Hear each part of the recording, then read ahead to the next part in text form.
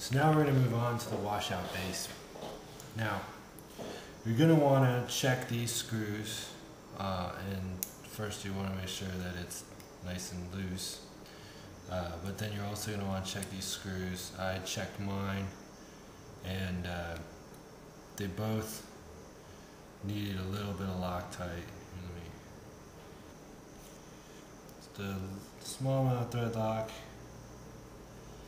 and then in there. So this is our bearings. You don't want to get it too tight. These were a little bit loose on my kit, so definitely check these screws. And then you're also going to want to pull this out and also check for Loctite. I did find thread lock on this, so not a big deal. And then you have the assembly is really quite simple, really. So after the arm is together and everything is smooth and is good, then you've got one washer. This is important, a big difference from the 450. You don't need a washer because the center hub or the washout base here has a lip on it already, which basically acts as the internal washer. So you only need one external washer. So we'll go ahead and place the washer on the screw. Make sure this did have plenty of thread lock on it, so make sure that you got it nice and clean. And this uses a different Allen wrench, this size. I'm using, I think it's 5/64. Yeah, 5/64. I don't have the metric.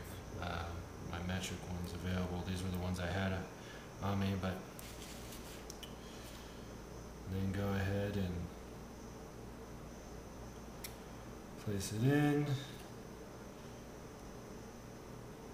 Then get the thread started. Now these were on really tight on mine, and it was causing some notchiness. One of the reasons why I took it apart. No reason for it to be that tight. See, this is not that tight already, and there's already notchiness. There we go.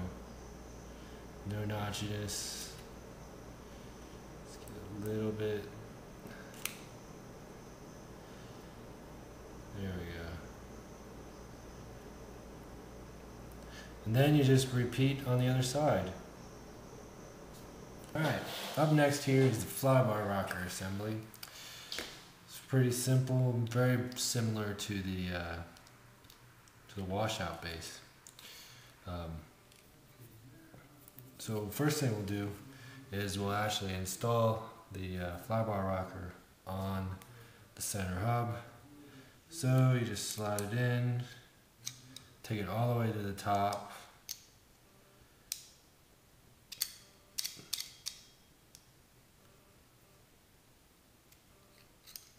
Ooh, there we go. Get it in there. And now you'll notice that, so now that it's in, you'll notice that it uses these custom screws, and these are for the larger diameter ball bearings. So we will go where my screwdriver go. Wrong one. This uses the larger screwdriver as well. I found quite a few screws that use a driver that Align doesn't have in their standard kit. So you get your thread lock on.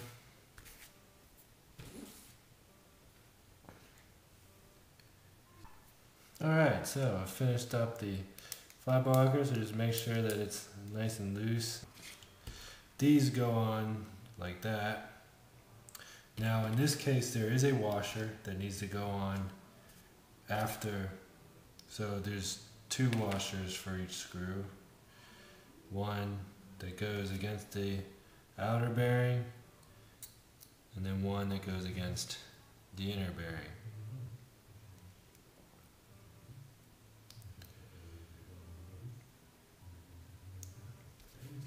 And then it just goes on like that. So we'll go ahead and thread lock this real quick. Lots of these are using the larger diameter screw here. Alright, then you just go ahead and screw it in. And I'll go ahead and finish that up and do the other side.